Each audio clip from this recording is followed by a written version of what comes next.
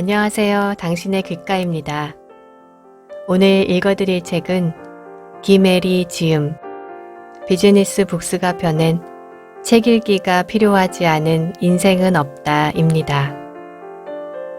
지금 이 영상을 듣고 보고 계신 분들도 책을 많이 좋아하는 분들이시겠죠? 저도 그래요. 책을 좋아하고 또 그걸 많은 분들과 나누고 싶어서 이렇게 오디오북도 시작하게 됐습니다. 저자는 사춘기 시절 삶이 참 힘들었을 때 책을 제대로 만났다고 합니다. 그리고 20대까지 1000권을 읽으며 책을 통해 살아난 경험을 이야기합니다. 독서를 5년 후를 위한 재테크라고 하는데요. 당장은 어떤 성과가 보이는 것 같지 않지만 그 시간이 쌓인다면 분명 지금과는 다른 변화된 삶을 볼 수 있을 거라고 합니다. 이 책뿐 아니라 많은 분야의 인생 선배들이 일맥상통하게 강조하는 것이 바로 정성을 들이고 인내하는 시간인 것 같습니다. 말하자면 뿌리를 내리는 시간이죠. 독서를 통해서 어떻게 나의 미래를 위한 뿌리를 내릴 수 있을지, 책 읽기가 필요하지 않은 인생은 없다. 함께 들어보시죠. 구독과 좋아요는 큰 힘이 됩니다.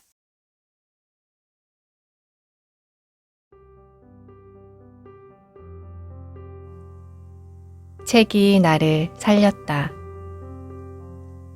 인생을 바꾸겠다 결심하면서 왜 하필 책을 읽었냐고 묻는다면 이보다 더 적합한 대답은 없을 것 같다. 책이야말로 가장 흔하고 사소하게 삶의 마법을 걸 수 있는 도구이기 때문이다. 아무리 밑바닥 인생이어도 단돈 1, 2만 원으로 단 몇 시간의 투자로 심장이 요동치는 경험을 할 수 있는 건 오직 책뿐이다. 다른 방식의 삶과 그 길로 가기 위한 다른 생각과 행동을 알려주는데 책만큼 적극적인 스승은 없다. 그래서 나는 책을 들었다. 지금까지와는 다르게 살고 싶다면 다르게 살고 싶다 다짐만 해선 아무것도 변하지 않는다. 매년 해가 바뀔 때마다 대부분의 사람들은 작년과는 다르게 살겠다고 다짐한다. 하지만 변화를 이루어내는 사람은 손에 꼽을 정도다. 이유는 극명하다. 다르게 사는 법을 모르기 때문이다. 다르게 살기 위해선 일단 다른 생각을 품어야 한다. 다른 언어를 쓰고 다른 패턴으로 행동해야 한다. 하지만 어떻게? 거기서 벽에 부딪히자 나는 책을 들었다. 인생을 전환할 아주 구체적인 방법을 배우고 싶었다. 변화가 간절한 순간 책에서 답을 구한 나의 이야기를 풀어내려면 중학생 시절로 거슬러 올라가야 한다. 나는 경제적 흙수저로 태어났다. 넉넉한 삶은 아니었지만 긍정적인 부모님과 4명의 형제 자매와 함께 따뜻하고 행복한 유년 시절을 보냈다. 하지만 IMF 사태가 터지자 우리 집은 감당할 수 없는 빚더미에 올라앉았다. 하루아침에 비가 새고 쥐가 돌아다니는 옥탑방으로 쫓겨났고 나중엔 한국을 떠나야 할 지경에 이르렀다. 나는 내 의지와 전혀 상관없이 중국이라는 낯선 나라에서 이방인이 되었다. 그때 내 나이는 겨우 17살이었다. 게다가 상처받고 세상과 등 돌린 부모님 밑에서 건강한 정신으로 살아가기란 쉽지 않았다. 우리 가족이 중국 땅을 밟았을 땐 한국과 중국이 정식 수교를 맺은 지 고작 5년이 지났을 무렵이다. 당연히 한국 사람도 드물었고 중국은 대도시조차 모든 것이 낙후되어 있었다. 예민할 나이에 급격한 환경 변화를 겪으며 많이 방황했다. 세상에 발을 딛기도 전에 산다는 건 무서운 일이라는 등식이 생겨버렸다. 나는 깊은 우울증과 낮은 자존감을 가진 어른으로 성장했다. 나라는 사람은 무가치하다고 낙인 찍고 아주 작은 꿈이라도 생길라 치면 너 같은 게 무슨 이라며 스스로 모든 가능성에 문을 닫았다.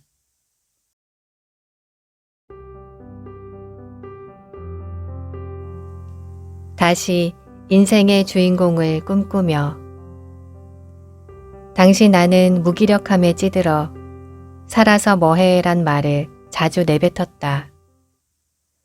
그렇게 우울함과 두려움이 극에 달한 어느 날 아직 피어보지도 못한 내가 아주 구체적으로 죽음을 그리고 있었다. 이전처럼 단순히 생각만 하는 것이 아니었다. 몇 시에 어디에서 어떤 방식으로 죽을지 계획을 짜고 있었다. 그런 나를 깨닫자 갑자기 모든 게 멈췄다. 마치 SF 영화 속 한 장면처럼 모든 생각과 행동이 정지했다. 문득 이런 생각이 들었다. 어쩌면 나는 이미 죽어 있는 게 아닐까. 사실은 한 번도 제대로 살아보지 못한 게 아닐까. 의학적으로는 호흡과 심장, 뇌가 멈추면 사망 선고를 한다. 하지만 어느 철학자의 말처럼 이 세상엔 살아있는 시체들이 득실된다. 희망과 열정, 기대가 없는 삶. 그건 임상적 죽음만큼이나 끔찍했다. 나는 억울하고 분통했다. 하지만 이내 지금의 나를 만든 건 다름 아닌 나 자신이라는 사실을 깨달았다. 집이 망했다고, 가족이 희망을 잃었다고, 모든 아이들이 나처럼 스스로를 불행으로 내몰며 살진 않을 것이다. 나에겐 변화가 절실했다. 이대로는 안 돼. 처음부터 다시 사는 법을 배워야 해. 그때까지 나는 내 인생임에도 멀찌감치 서서 구경만 했다. 그런데 처음으로 주인공이 되고 싶었다. 어디서부터 어떻게 시작해야 할까?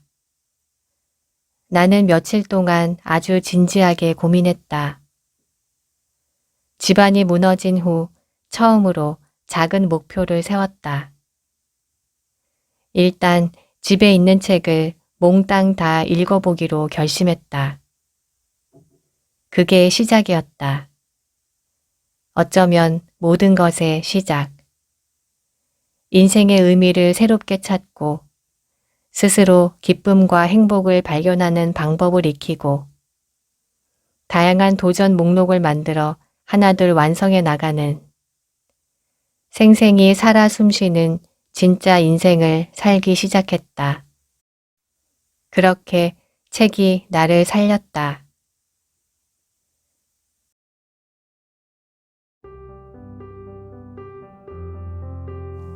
10년간 1000권의 책을 읽다.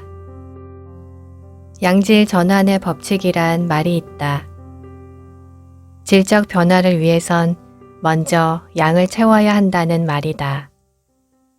모든 일이 그렇다. 영어나 중국어 등 외국어 공부도, 요가나 달리기 같은 신체 트레이닝도, 독서도 마찬가지다. 양이 어느 임계점을 넘어서야 그때부터 질적 변화가 일어난다. 달라지기로 결심하고 책을 읽기 시작할 무렵 흥미로운 신문 사설을 하나 읽었다. 서울대 교수가 신입생에게 들려주는 이야기였는데 글의 요지는 이랬다. 대학 시절 학점도 중요하고 자격증을 따는 것도 필요하지만 무엇보다 20대에 책을 1000권만 읽어봐라. 인생을 보는 눈이 달라진다. 눈이 번쩍 뜨였다. 처음으로 바로 이거다 하는 명확한 목표가 생겼다. 심장이 마구 뛰었고 기분 좋은 울렁거림을 느꼈다. 이미 발전하고 변화된 내 모습이 눈앞에 어른거리는 것 같았다. 어려서부터 책을 가까이 했던 터라 독서 습관이 없었던 것은 아니지만 정확한 수치를 목표화해서 실천하기로 마음먹은 건 그때가 처음이었다. 그렇게 18 무렵부터 1000권 읽기를 목표로 열심히 독서에 매진했다. 구체적인 목표가 생기자 그냥 읽던 때와는 모든 것이 달랐다. 일단 엄청난 동기부여가 됐다. 매일 늦잠을 자던 내가 책이 읽고 싶어 아침 일찍 눈을 뜰 정도였다. 다른 건 몰라도 이 목표 하나는 20대에 반드시 이루겠다는 다짐을 하루에도 12번씩 했다. 20대를 독서로, 흔한 문구로 영혼을 살찌우며 보낸다면 다른 무엇을 이루지 못한다 해도 헛된 시간이라 여기지 않을 것 같았다. 눈에 보이는 성과보다 눈에 보이지 않는 자산을 일구는 것이 중요하다는 생각이 들었다. 매일 잠들기 직전 일기장 구석에 그날 읽은 책 제목과 몇 번째 책인지 숫자를 적었다. 처음 몇 년은 수첩이나 일기장 한쪽에 어떤 책을 읽었는지 단순하게 기록했고 나중엔 독서 기록장을 따로 만들었다. 책을 읽다 보면 간혹 모든 것이 멈추는 듯 전율이 있는 문장을 만나기도 하는데 그런 문장들을 따로 필사할 공간이 필요했다. 무엇보다도 읽은 책이 100권을 넘어가니 책과 관련해 하고 싶은 말이 많아졌다. 저자의 어떤 점을 담고 싶은지, 남들은 다 좋다고 칭찬한 베스트셀러가 왜 내겐 지루하고 반감이 드는지, 어떻게 하면 소설 속 주인공처럼 낯선 모험에 빠져드는 삶을 살 수 있을지 등 사실 그냥 읽은 책은 거의 없었다. 아무리 재미없는 책이라도 도저히 끝까지 읽을 수 없을 정도라는 나름의 한 줄 평이 뒤따랐다. 그렇게 서서히 책을 보는 눈을 길렀다. 그리고 27살이 되던 해 나는 목표했던 1000권을 다 채웠다.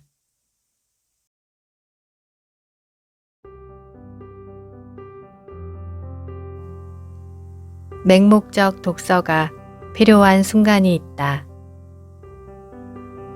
독서가 먹고 마시고 잠드는 것처럼 삶에 꼭 필요한 것이라 생각하느냐고.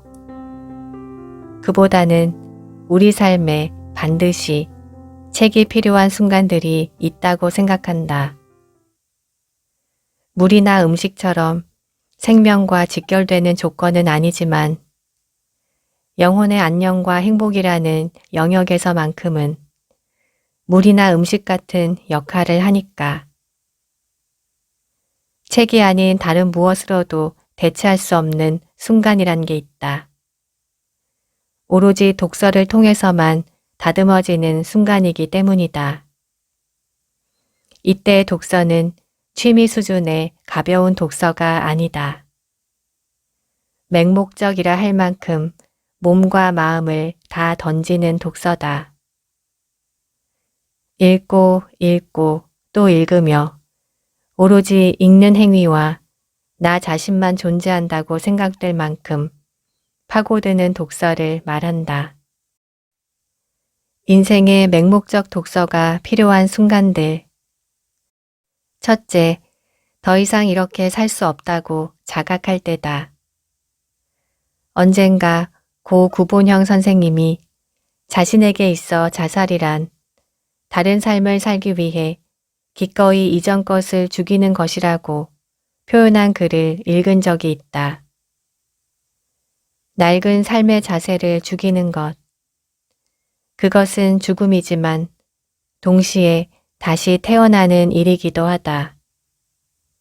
그러니까 다시 살기 위해서 반드시 죽어야만 하는 죽음도 있는 것이다. 더 이상 이렇게 살 수 없다는 위기의식을 느꼈다면 그때야말로 맹목적 독서가 가장 필요한 순간이다. 낡은 나를 깨뜨리고 새로운 나로 태어나기 위한 태도를 갖추는데 독서보다 탁월한 도구는 없다. 둘째, 삶의 다른 가능성을 실험하고 싶을 때다. 어른이 된다는 건 자신의 선택에 대해 100% 책임을 지는 것이지만 그 말이 곧 한 가지만 선택해 그 길을 걸어야 함을 의미하지 않는다. 더군다나 지금은 호모 헌드레드, 100세 시대를 맞이했다. 30에 택한 직업을 50년간 이어가는 게 더 이상한 일이 되어버린 것이다. 꼭 은퇴 후가 아니더라도 누구나 이 길이 아닌 다른 길을 모색하게 될 때가 있다. 그래서 누군가 삶의 다른 가능성을 실험하고 싶다고 하면 나는 자신 있게 말해주고 싶다. 지금 가장 필요한 것은 독서라고. 책에는 수천 수만 가지 인생이 등장한다. 빈털터리지만 행복한 인생을 사는 사람도 있고 억만장자지만 지옥에서 사는 사람도 있다. 타인에게 봉사하는 것이 인생 최고의 가치인 사람도 있고 대중적 인기를 누리는 것이 지상 최대의 과제인 사람도 있다. 다양한 인생과 가치와 신념을 들여다보며 우리는 가장 나다운 삶이란 무엇인지 고민하고 선택할 수 있다. 셋째, 나에 대한 믿음을 회복해야 할 때다. 이유 없이 자신감이 떨어지고 에너지가 탈탈 털리는 날이 있다. 그런 순간은 세계 최고 운동선수들에게도 찾아오고 억만장자 할리우드 배우에게도 예외는 아니다. 하물며 매일 엇비슷한 일상을 사는 우리들에겐 오죽할까. 살다 보면 특별한 일 없이 우울하고 지질하고 절망스러운 순간이 찾아온다. 그 순간 우리가 할 일은 진탕 술을 마시거나 통장을 털어 명품을 지르는 게 아니라 마음을 고요히 만들고 자신에 대한 믿음을 회복하는 일이다. 술을 마시고 주제넘는 과소비를 하는 건 일시적인 위로밖엔 안 된다. 술이 깨고 카드 결제일이 다가오면 삶은 더 우울하고 지질하고 절망스럽다. 하지만 휴대전화를 잠시 꺼두고 내면을 잠잠하게 만들어줄 좋은 책을 꺼내는 순간 잃어버린 일상에 새로운 질서가 부여되고 흔들리던 마음도 서서히 회복된다. 위의 나열한 상황엔 공통점이 있다. 모두 변화가 절실한 순간들이라는 사실이다. 힘겹고 지치는 순간, 그럼에도 불구하고 책을 손에 쥔다는 건 내 삶이 여전히 소중하고 존중받아 마땅하다는 무언의 외침이다. 이것을 하면 달라질 수 있다고 외치는 세상의 수많은 아이템 가운데 하필이면 책을 고른 당신. 나는 이미 절반의 성공이라고 믿는다. 이제 저자가 들려주는 지혜에 귀 기울이며 내면 깊숙한 곳에 존재하는 또 다른 나를 끄집어낼 차례다. 배우고 성장하며 도전과 실패를 두려워하지 않는 진짜 나 말이다. 인생에는 딸깍하고 새로운 스위치가 켜지는 시간이 있다. 아무리 생각해도 그 시간은 맹목적 독서를 통해 멈추지 않고 자신을 들여다본 뒤에 찾아온다.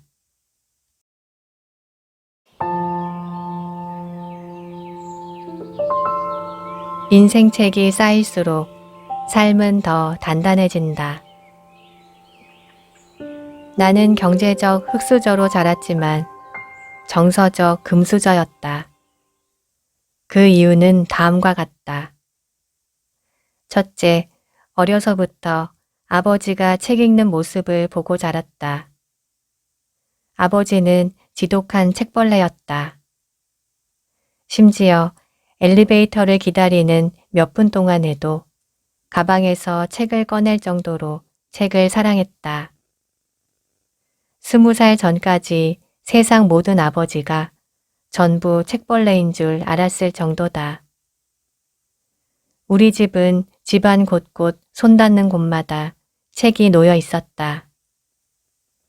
자연스럽게 책을 장난감처럼 가지고 놀며 자랐고 힘들지 않게 독서 습관을 형성할 수 있었다.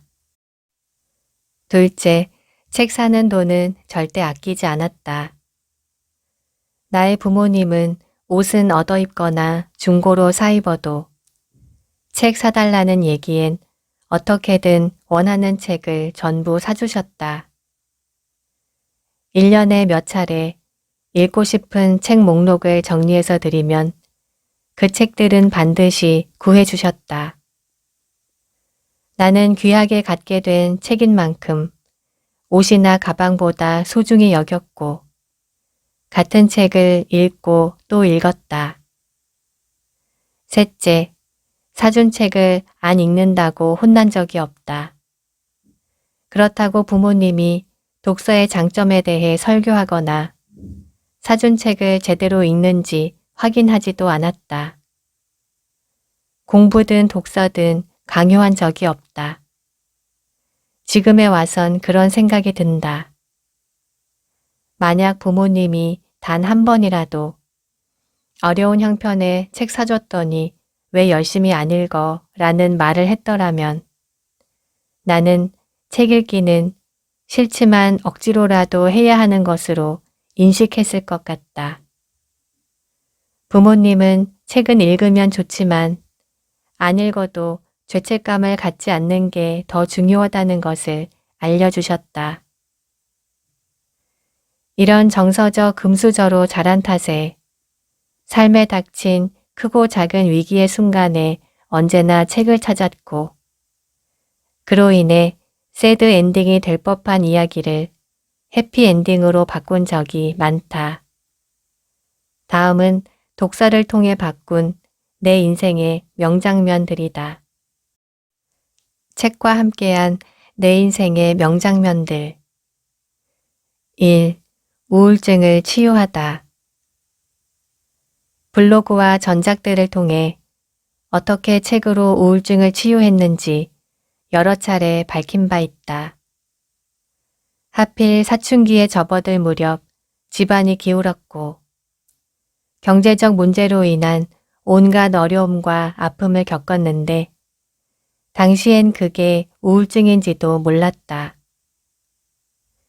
고등학생이 된 후 참고 숨겼던 마음의 문제들이 골마 터지기 시작했다. 경제적 여유가 없어 심리 상담을 받을 수도 없었기에 나는 책을 읽으며 마음을 다스렸다. 그냥 읽는 것이 아니라 내게 남은 유일한 해결책이라는 심정으로 책을 읽었다. 그렇게 인생책이 하나 둘 쌓였다.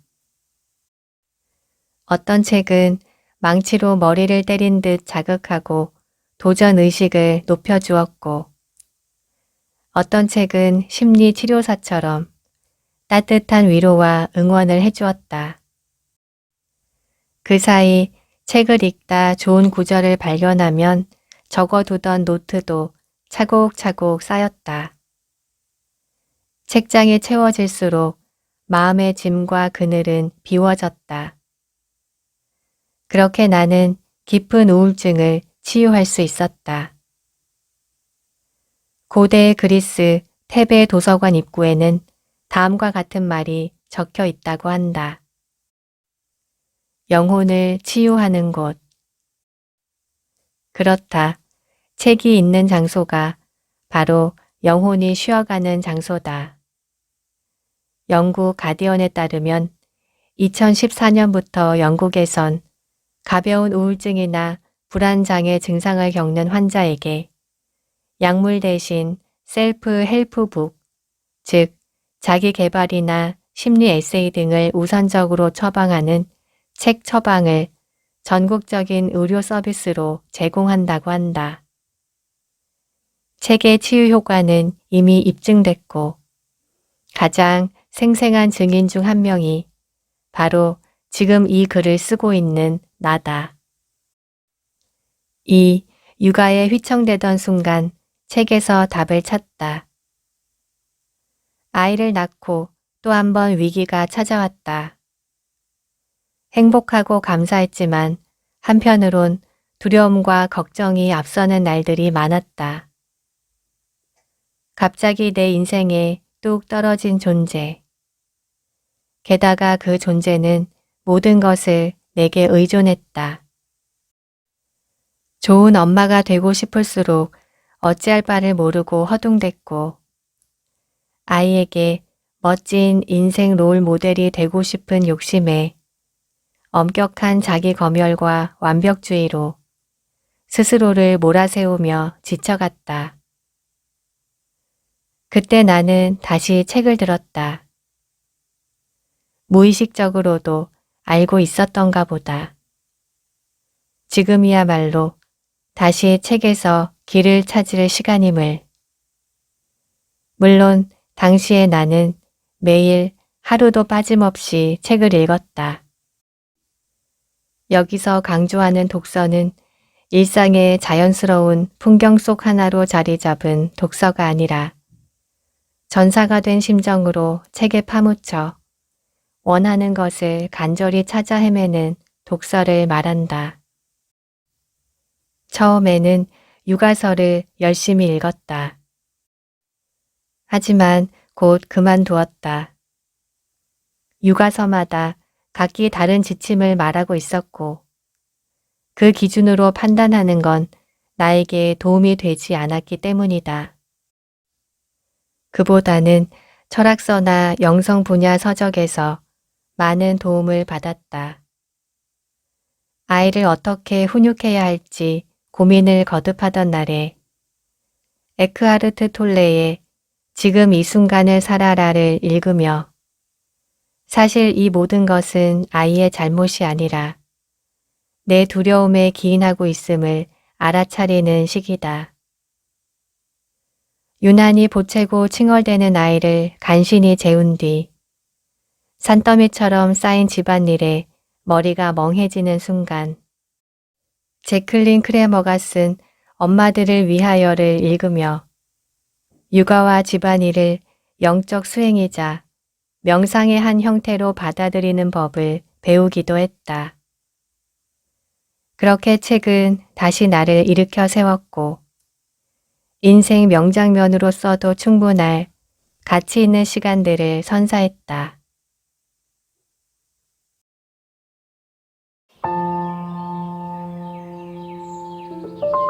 남다른 경쟁력을 만드는 작은 차이, 틈새 시간 공략법. 시간이 없다는 핑계는 너무 지루하고 고루하다. 신생아를 돌보거나 회사에 갓 입사해 적응하고 있거나 해외로 출장을 갔거나 혹은 중요한 프로젝트 기간 등 몇몇 상황을 제외하고는 시간이 절대적으로 부족하다는 말을 나는 믿지 않는다. 너무 바빠서 책 읽을 시간도 없다면 어떻게 세계적인 기업의 CEO나 대학 교수들, 작가나 음악가들은 하루에 2시간씩 독서를 하는 걸까? 그들에겐 하루 26시간이 주어졌을까? 그러니 시간이 없다는 말은 나는 시간 관리에 능숙하지 못하다는 말이기도 하다. 결코 바쁘고 잘 나가는 사람이라는 의미가 아니다.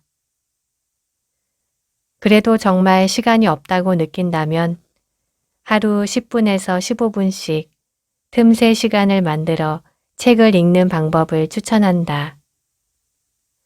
아무리 바쁜 사람도 하루 15분은 낼 수 있다. 99%도 아니고 100% 그렇다. 일상 속 틈새 시간을 파악하고 활용하겠다는 마음을 먹느냐 안 먹느냐의 문제다. 얼마 전 친구 집을 방문했을 때 틈새 가구라는 것이 있다는 걸 처음 알았다. 주방 싱크대 수납장 사이에 틈새 가구를 넣자 생각보다 많은 공간이 확보되는 것에 놀랐다. 어떤 집은 24평인데도 32평 같은 느낌이 든다. 요즘 아파트는 틈새 공간을 최대한 활용해 설계하기에 32평 같은 24평도 충분히 가능하다고 한다. 그렇다면 우리 일상의 틈새는 어떨까? 얼마나 많을까?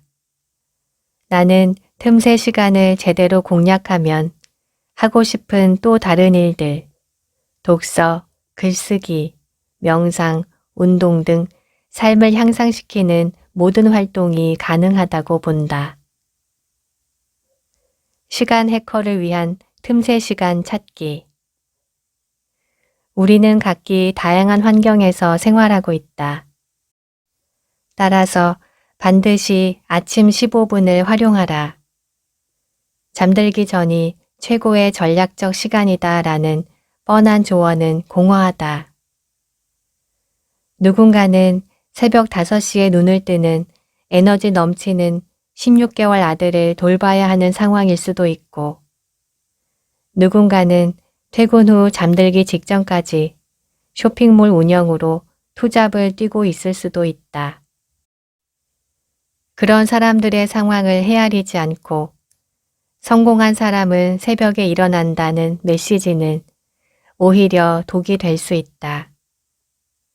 그렇게 생활하지 못하는 자신에 대한 자책과 실망이 더해져 마음만 무거워진다. 그러니 일단 자기 개발서에 상투적 메시지는 잊자. 그보다는 나에게 알맞은 시간 관리법을 찾는 게 중요하다. 틈새 시간을 파악하기 위해 가장 먼저 할 일은 바로 나의 루틴을 들여다보는 것이다. 셰익스피어의 헛소동이라는 희곡에 이런 대사가 등장한다. 사람들은 매일 무언가를 하지만 무얼 하는지는 모른다. 뭔가를 하며 시간을 보내지만 정작 내가 뭘 하고 있는지 모르는 사람이 태반이다. 한 번쯤은 하루를 돌아보며 패턴을 분석해 볼 필요가 있다.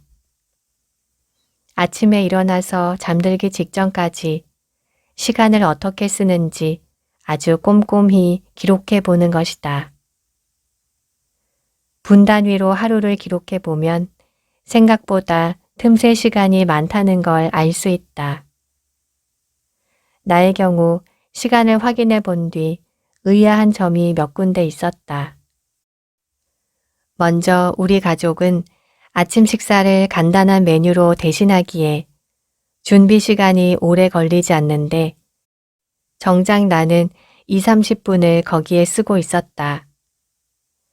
생각해보니 아침 식사를 준비하기 전에 10분가량 인터넷 뉴스를 보면서 시간을 허비했다. 가족들이 눈뜨기 전이라 온전히 혼자일 수 있는 소중한 시간을 온갖 사건 사고가 가득한 어제 뉴스를 읽는데 낭비하고 있었다. 그건 내 삶에서 빠져야 할 습관임에 분명했다. 아침부터 부정적인 에너지에 휩싸이게 된다는 점. 혼자만의 경건한 의식으로 대신할 수 있는 시간을 버리고 있다는 점에서다. 이를 파악한 뒤 나는 아침 식사 준비 전 10분을 독서 시간으로 바꿨다. 이때는 대부분 긍정적인 내용이 담긴 책을 읽는다. 하루를 여는 아주 중요한 별 5개 시간이기 때문이다. 책을 읽다가 오늘 하루 붙들고 살고 싶은 구절은 따로 필사해 냉장고에 붙여둔다. 아침 10분을 바꿨을 뿐인데 하루가 달라졌다. 하루 중 따로 독서 시간을 확보하지 않아도 이미 독서를 끝냈기에 마음의 짐도 없다. 시간 분석표를 작성한 뒤 의외의 발견은 또 있었다. 하루 2~3차례 커피를 마시며 멍 때리는 시간이 꽤 길다는 것이었다. 집에서 마시는 경우는 그렇다 쳐도 일단 커피숍까지 가서 주차하고 기다리고 주문해서 커피를 받기까지 대략 15분 정도가 필요한데 이게 일주일에 1~2번이면 그러려니 하겠다. 매일 하루에 2번씩 이 짓을 반복하며 땅에 버리는 시간과 돈이 너무 아깝다는 생각이 들었다. 그게 한 달이 모이면 몇 시간이고 1년이면 며칠인가. 그렇다고 커피를 끊지는 못하겠기에 나는 커피숍에 갈 때 아예 책을 가지고 간다. 손님이 많을 땐 10분 넘게 기다리는 경우가 있는데 이 황금 같은 시간을 독서 시간으로 만들기로 했다. 이런 식으로 나만의 틈새 시간을 파악하면 하루 최소 2번 정도는 쓸모없이 허비하는 시간이 존재함을 알 수 있다. 이렇게 하루 30분의 시간이 주어진다면 한 번은 독서에, 다른 한 번은 다른 일에 요긴하게 쓰면 된다. 아예 요일을 정해놓고 틈새 시간에 할 일을 계획해도 좋겠다. 하루 15분 독서를 무시하지 마시라.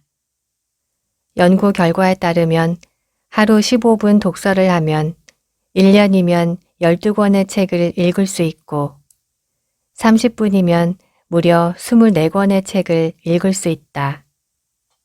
없어도 그만인 시간으로 확실한 독서 습관 만들기와 지적 내공 쌓기가 가능한 것이다.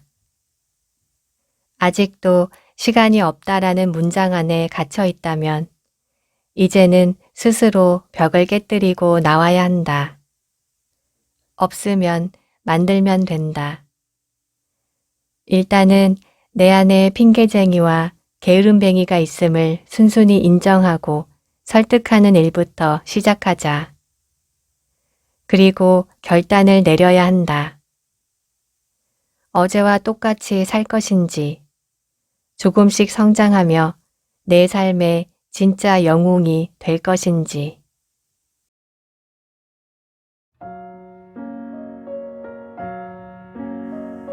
책과 함께 그리는 미래가 진짜인 이유. 내 인생의 모든 여정에는 책이 함께한다. 미래 청사진을 그릴 때도 모든 배경에 책이 있다. 남편과 같은 책을 읽으며 독서 토론을 하는 모습. 아이를 낳아 예쁜 동화책을 읽어주는 모습. 멋진 해변을 바라보며 휴가를 즐기는 상상 속에서도 책은 늘 함께다.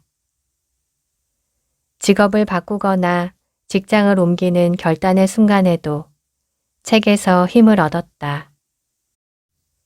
우울하고 막막한 순간에도 서점을 오래 거닐며 그 순간 위로가 되어줄 책 속 한 구절을 찾아 헤맸다.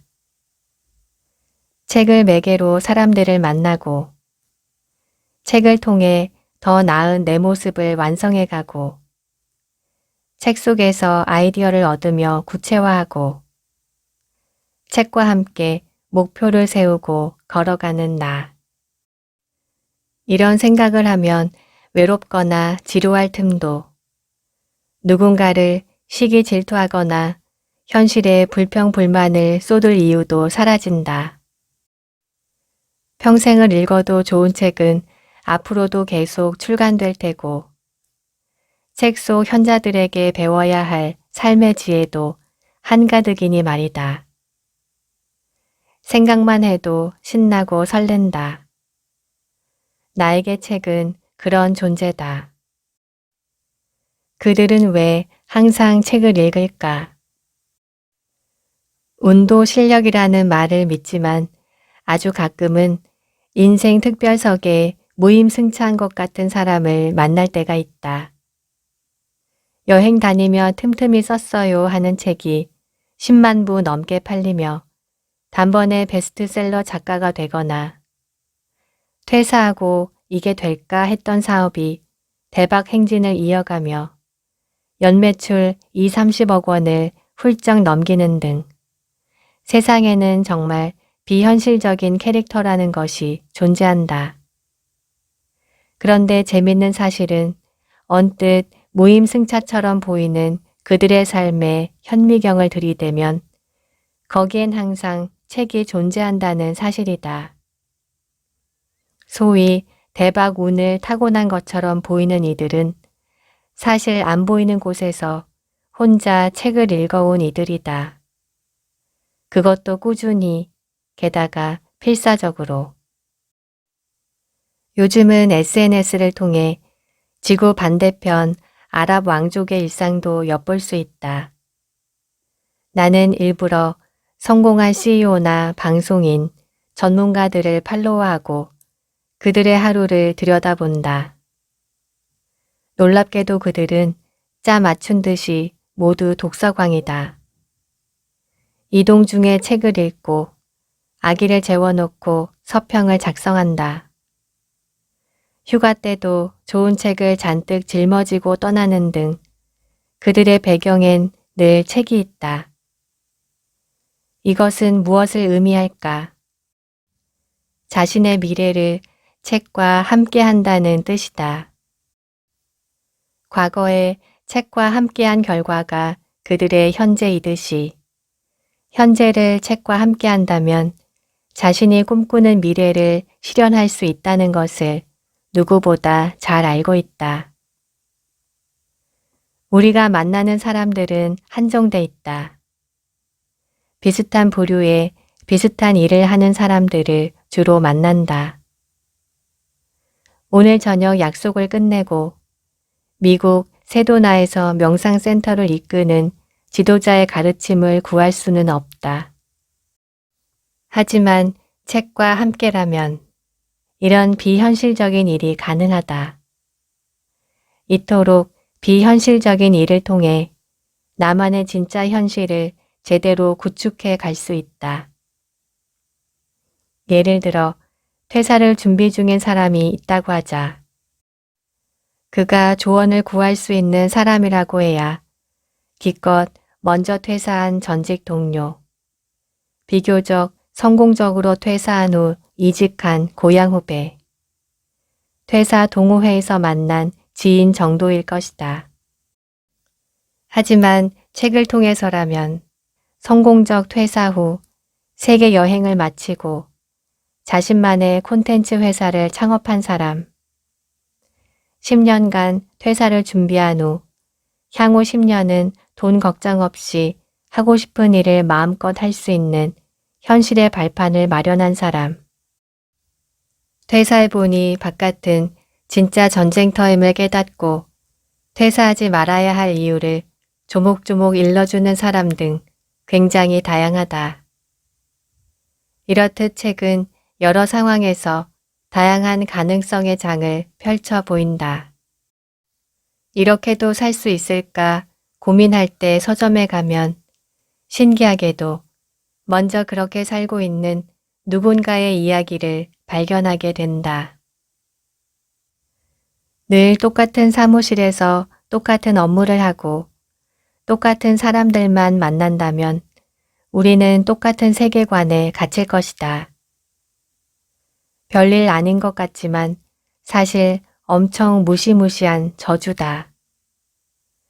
눈에 보이는 현실만이 진실이라 믿고 내면 세계, 더 나은 가능성, 다른 세상과 사람들의 관심을 꺼버린다면 그게 과연 가치 있고 의미 있는 삶일까? 그렇게 5년쯤 살면 어느 날 문득 요즘 유행어로 현타라는 게 찾아온다. 나는 누구? 여긴 어디? 머리가 핑 돌면서 이게 정말 내가 원했던 삶인가 괴로워하지만 이렇게도 살 수 없고 저렇게도 살지 못하는 진퇴양난에 빠지는 것이다. 왜 그럴까? 다른 삶을 엿보지 못했기에 다른 삶이 가능하다는 자체를 의심하기 때문이다. 잠깐 숨 고르며 인생의 브레이크를 걸어도 되는데 그러면 이번 생은 망했다고 생각한다. 인생 전체를 바라보며 생각의 틀을 넓히고 지금과는 다른 삶을 살아볼 가능성은 고민해 본 적이 없는 것이다. 안타깝게도 그건 하루아침에 되지 않는다. 며칠 고민하다가 딴 생각하지 말자 하고 자신을 억누르며 죽기보다 하기 싫은 그 일과 삶으로 돌아온다. 많은 이들의 모습이 이와 비슷할 것이다. 하지만 평소 다양한 책을 읽으며 내 일과 삶, 자신에 대해 짚어봤다면 어떨까? 너 죽기 전에 정말 후회 안 하겠어? 먹고 사는 짐을 떠나 정말 하고 싶은 일이 뭐야? 네 삶의 최우선 가치 5가지는 뭘까? 나는 누구이고 어떤 사람이지? 나도 꿈이란 게 있을까? 이런 질문들을 던지는 훈련은 그냥 이루어지지 않는다. 책이 제시하거나 스스로 그런 질문을 던질 수밖에 없을 정도로 막다른 변화의 순간에 몰렸거나 이왕이면 선택을 강요당해서 시간에 쫓겨 대답하기 전에 미리 삶을 돌아보면 좋지 않겠는가. 그러니 책을 읽으며 고민하자. 주체적 삶을 연습하고 나를 공부하자.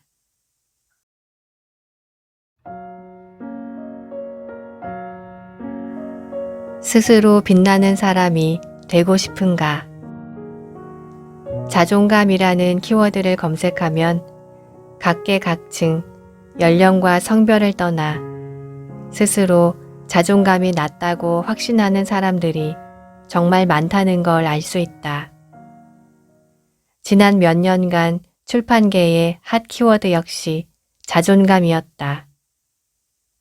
엄마의 자존감, 직장인의 자존감, 우리 아이 자존감, 심지어 연애와 자존감의 상관관계까지.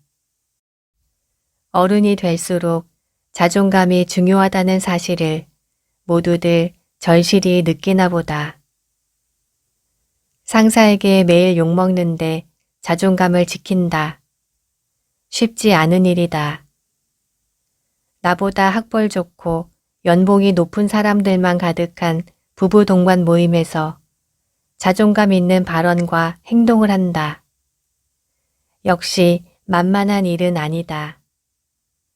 다양한 사람들이 한데 묶이는 어른 세상에서 스스로 자존감을 지키며 살아가기란 한 번도 연습하지 않고 2발 자전거를 타는 것처럼 어렵고 두려운 일이다.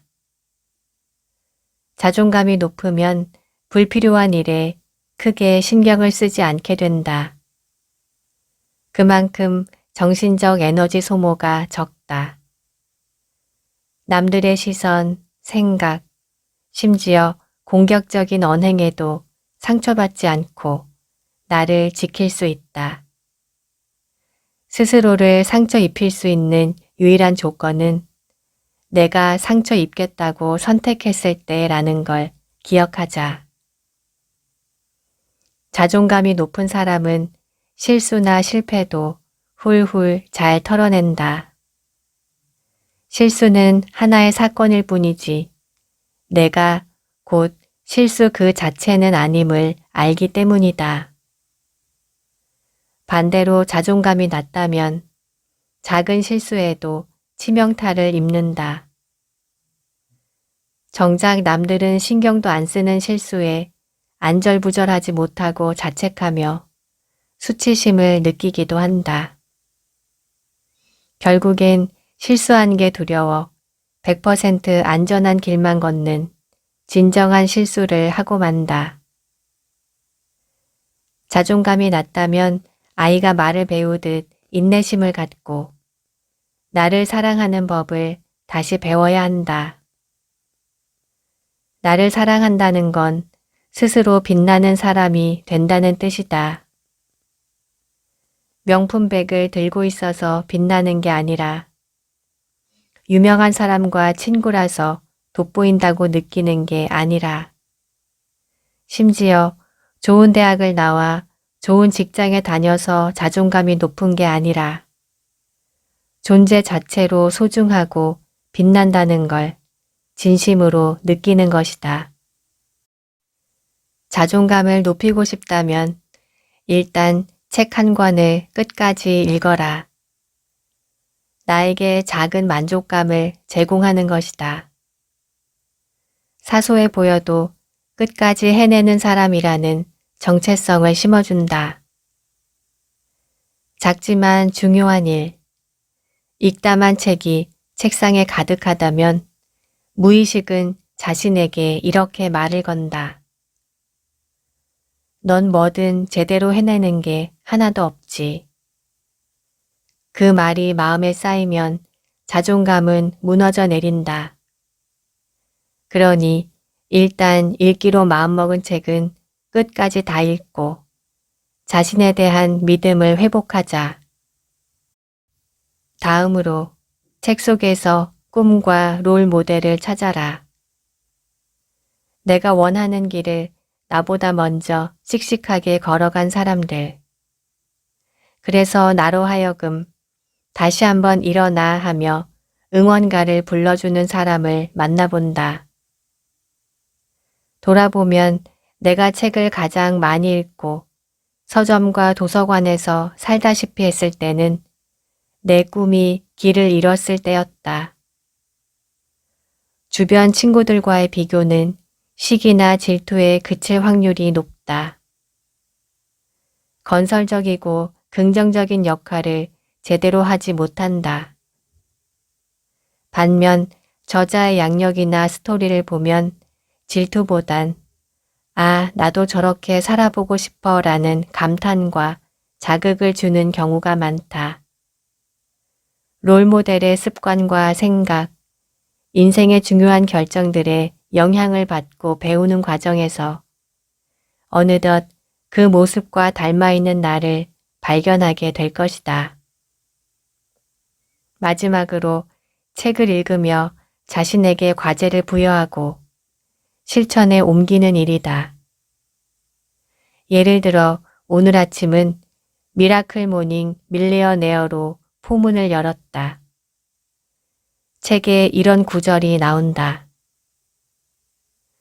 명상은 매일 자신에게 줄 수 있는 좋은 선물이다.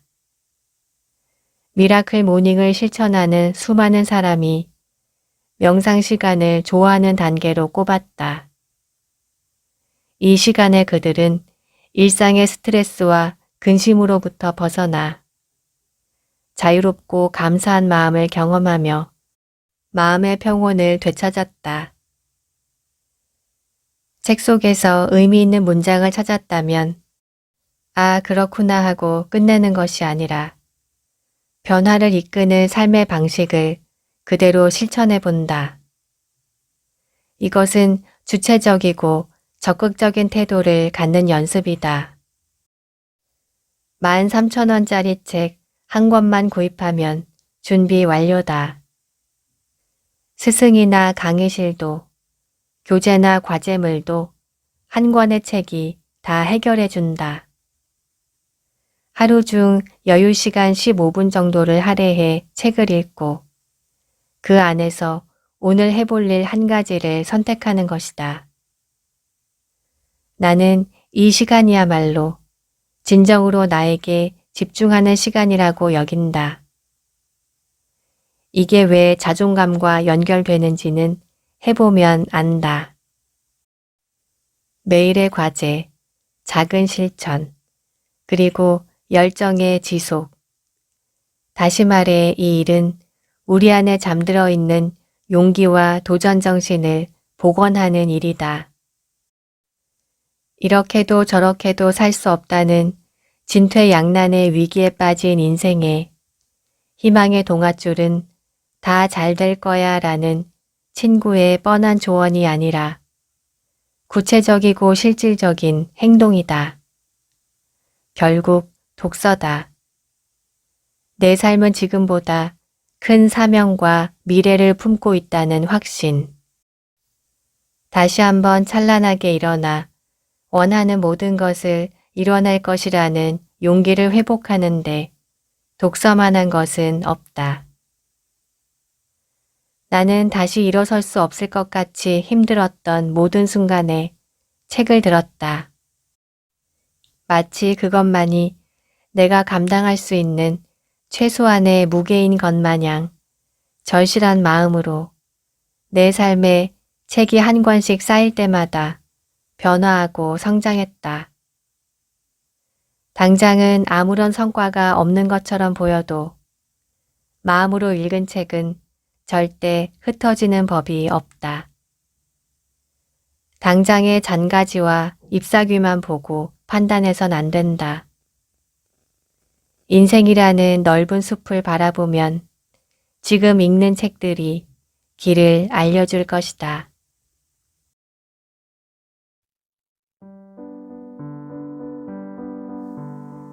책 읽기가 필요하지 않은 인생은 없다 였습니다.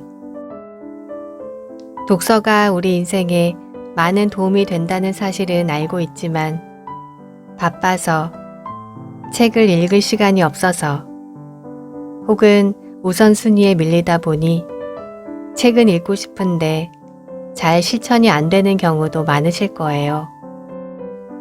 다 읽진 못했지만 이 책에서 소개한 대로 하루 15분 독서를 시작으로 독서 기록도 해보면서 바쁜 일상에서 잠시 멈춤, 숨을 고르는 시간, 그리고 나를 깊이 알아가는 시간을 가져보시는 건 어떨까요? 그리고 출퇴근 시간이나 잠시 산책하는 시간처럼 이어폰을 쓸 수 있을 땐 당신의 귓가에도 많이 찾아주세요.